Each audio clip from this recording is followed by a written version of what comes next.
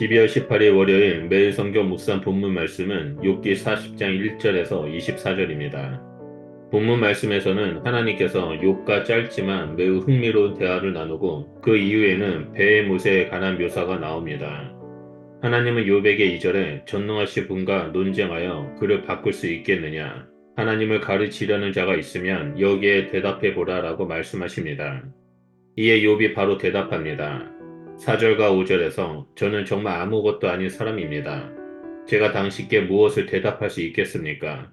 저는 단지 손으로 입을 막을 따름입니다. 저는 이미 말했으니 더는 말할 필요가 없습니다. 라고 말합니다. 욥의 대답을 보면 하나님 앞에서 겸손한 신앙인의 모습을 잘 보여주고 있습니다. 그러면서 지금까지 자신의 말이 잘못되었으니 수정하거나 철회할 필요가 있다라고 말하지 않습니다. 욥은 하나님 앞에서 겸손하지만 동시에 당당한 모습을 보이고 있습니다. 이에 대해 하나님은 강하고 거센 바람으로부터 욥에게 말씀하십니다. 8절에서 10절에 정말 나의 판단을 틀렸다라고 할 수 있느냐? 정말 내가 틀리면 내가 옳게 되느냐? 아니면 너에게 하나님과 같은 능력이 있느냐? 너는 하나님처럼 천둥소리를 낼 수 있느냐?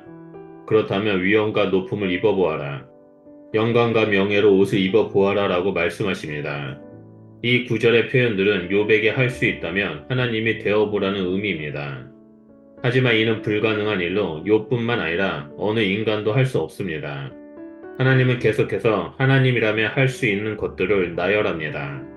교만한 자와 악한 자를 낮추고 그들의 처소에서 짓밟으며 그들을 함께 진토에 묻으라고 말씀하십니다.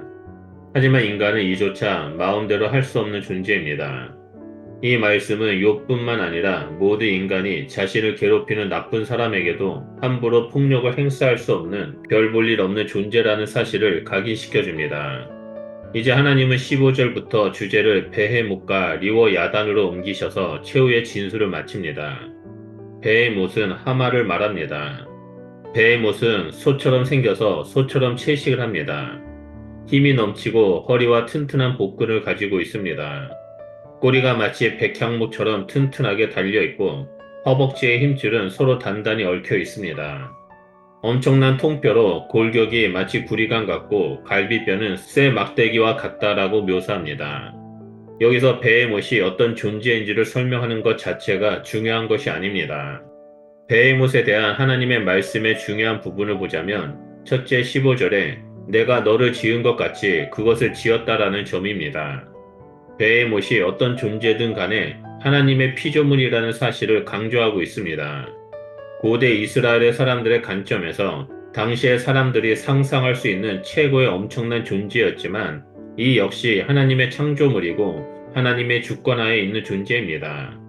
주 하나님은 사람들이 대단한 존재로 여겼던 배의 못보다 훨씬 위대한 분이심을 알려주신 것입니다.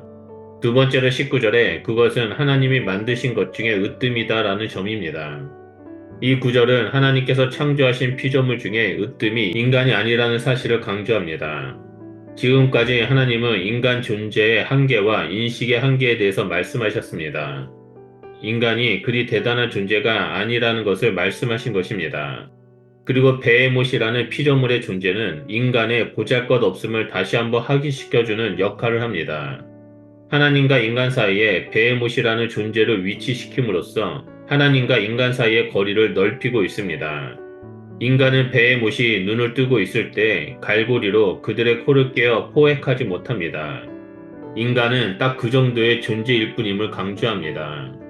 욥은 이 세상이 악인의 손에 있다라고 생각했습니다. 하지만 하나님은 베헤못 같은 인간에게 적대적인 세력들도 하나님의 손에서 질서를 형성하고 있음을 알려주시면서 욥의 좁은 지혜를 넓혀주고 있습니다. 혼돈 속에서 질서와 조화와 아름다움을 창조하시고 창조 질서로 모든 것을 다스리시는 하나님의 주권적인 역사는 경이롭습니다. 그런데 욥은 그 경이로움을 알고 수용하기에는 이해가 짧았고 그가 겪은 고통은 너무나 힘들었습니다. 그런 와중에서 욥은 하나님께 부르짖었고 하나님의 응답을 기다렸습니다. 그 결과 하나님은 폭풍우 속에서 나타나 욥에게 말씀하시기 시작합니다. 하나님은 인간의 한계를 말씀하시면서 욥의 좁은 소견을 넓히기 시작하십니다. 이는 하나님께서 인간을 향한 하나님의 사랑을 보여주고 있습니다. 고난과 역경으로 인해 고통이 심해 다른 것을 생각하지 못하고 울부짖는 것밖에 할 수 없는 인간에게 진리를 깨닫고 진정한 하나님의 백성으로 세우고자 하시는 하나님의 은혜입니다. 우리는 욥기서를 통해 다시 한번 우리를 선한 길로 인도하시는 하나님의 은혜와 사랑을 볼 수 있습니다. 부르짖는 자의 소리를 무시하지 않고 응답하시는 하나님, 그리고 더 높은 지혜와 진리를 깨닫도록 하신 하나님의 자비를 볼 수 있습니다.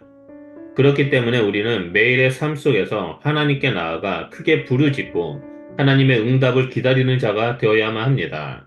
그럴 때 하나님은 우리의 기도 소리를 들으시고 가장 좋은 때에 응답하시고 다시금 우리를 회복시켜 주실 것입니다.